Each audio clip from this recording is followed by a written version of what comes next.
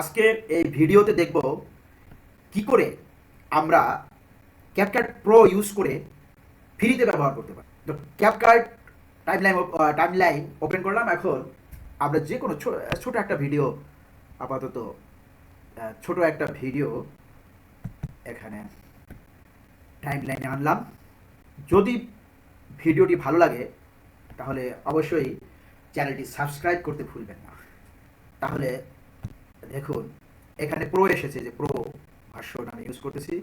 But pro version use করার পরেও কিভাবে আমরা অসংখ্য বা প্রো ব্যবহার করতে পারবো, তার জন্য আমরা একটা ভিডিওটা কাটি, কয়েকটা ভাগে কেটে নিই, 3টা ভাগে বা একাধিক ভাগে আমরা কেটে নিতে পারি, তাহলে প্রো ব্যবহার করতে সুবিধা হবে। এখানে আমরা ধরেন প্রো টেক্সট ব্যবহার করবো। প্রো টেক্সট টেমপ্লেট, এই যে টেক্সট টেমপ্লেট ব্যবহার করলাম। এই যে দেখছেন, এই যে প্রো লেখা, এটা এখানে ব্যবহার করলাম।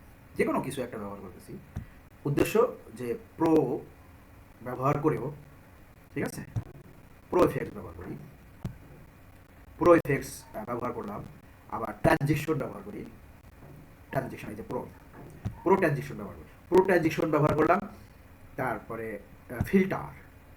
ফিল্টারও ব্যবহার করি, ফিল্টার প্রো, একদম এ পর্যন্ত দিয়ে দিলাম প্রো ফিল্টার। প্রো ফিল্টার, তারপরে স্টিকার দিয়ে দিই প্রো, এই যে এটা বা এটা সাবস্ক্রাইব প্রো। ওকে, আমি আর সেটিংয়ে যাচ্ছি না, আমি জাস্ট প্রো দিয়ে দিলাম। এখানে একটা অ্যানিমেশন দিয়ে দিই, একটা প্রথমটাই দিয়ে দিই প্রো, এখানেও দিয়ে দিই অ্যানিমেশনটা প্রো, এখানেও অ্যানিমেশনটা দিয়ে দিই প্রো। এভাবে আপনার ইচ্ছে মতো আপনি প্রো ব্যবহার করতে পারবেন। অডিও অ্যাডজাস্ট দিয়ে দিলাম প্রো, ধরেন ইন্টেন্সিটি দিয়ে দিলাম, তারপরে এই ভিডিও প্রো হাইলাইট দিয়ে দিলাম, ইত্যাদি ইত্যাদি, অ্যাপ্লাই টু ওয়াল দিয়ে দিলাম। এখন কি করতে হবে, এটাকে কন্ট্রোল এ দিয়ে সব সিলেক্ট করতে হবে। সব সিলেক্ট করে রাইট ক্লিক করতে হবে। রাইট ক্লিক করে ক্রিয়েট কম্পাউন্ড ক্লিপ সাবট্রাক্ট, সবগুলো কমপ্লিট কম্পাউন্ড হয়ে গেল। এখন যদি আমরা এখানে এক্সপোর্ট করতে চাই তাহলে কি দেখায়, প্রো এই যে join pro, back to edit. এখন জয়েন প্রোতে জয়েন না করে আমরা আগে এক্সপোর্ট করতে পারবো না, তাহলে ব্যাক টু এডিটে গিয়ে কি করব, আবার রাইট ক্লিক করতে হবে। রাইট ক্লিক করে এই যে pre compound clip sub project, আগেটা ছিল pre compound clip sub project, এবার হচ্ছে pre process compound clip sub প্রজেক্টে ক্লিক করলাম। এখানে দেখেন যে 0% দেখাচ্ছে, এখনো শুরু হয় নাই, প্রি প্রসেস শুরু হয় নাই, শুরু হয়ে গেছে 1%।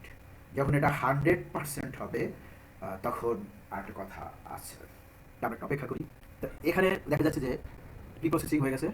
আবার রাইট ক্লিক করেন, রাইট ক্লিক করতে হবে যে ফাঁকা জায়গা, এটার উপরে না, টাইমলাইনের উপরে না, তার উপরে রেন্ডার, উপরে ক্লিক করে রেন্ডার হোল টাইমে ক্লিক করেন। তো এখানে উপরে দেখেন যে 10% রেন্ডারিং হয়ে যাচ্ছে। 100% হলেই আমাদের কমপ্লিট হয়ে গেল, 97, 98, 100% হয়ে গেল। এখন আমাদের এই যে ভিডিও নেই হচ্ছে আসলে 0704, 704। এখন কি করতে হবে, 704 খুঁজতে হবে। 704 নং ভিডিও খুঁজতে হলে স্টার্ট বাটনে রাইট ক্লিক করে রান বাটনে ক্লিক করলাম। এখানে যে অ্যাপ ডাটা ক্লিক করতে হবে। অ্যাপ ডাটায় ক্লিক করার পরে যে লোকালে ক্লিক করুন।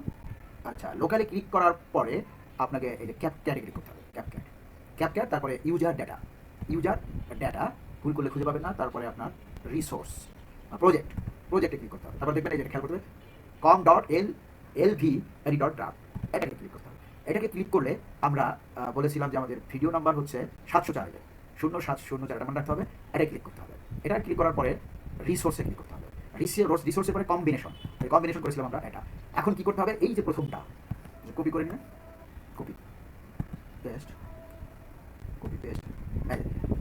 পেস্ট হয়ে গেছে। এই দেখেন ভিডিও দেখে নিন, সাবস্ক্রাইব দিয়েছিলাম,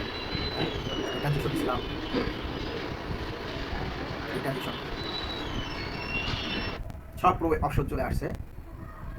ধন্যবাদ।